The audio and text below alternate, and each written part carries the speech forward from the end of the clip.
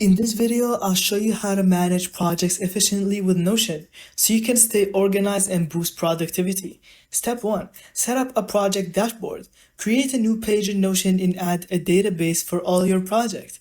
This gives you one central hub. Step 2. Use multiple views. Switch between board view or for Kanban style task management, calendar view for deadlines, and table view for quick overviews. Step 3. Assign tasks. Add team members, due dates, and priority levels to each task so everyone knows what to focus on. Step 4. Track progress. Use Notion's progress bars or custom properties to see how close you are to completion. Step 5. Automate workflows. Notion integrates with tools like Zapier and N8N, letting you connect project updates to Slack, email, or other apps.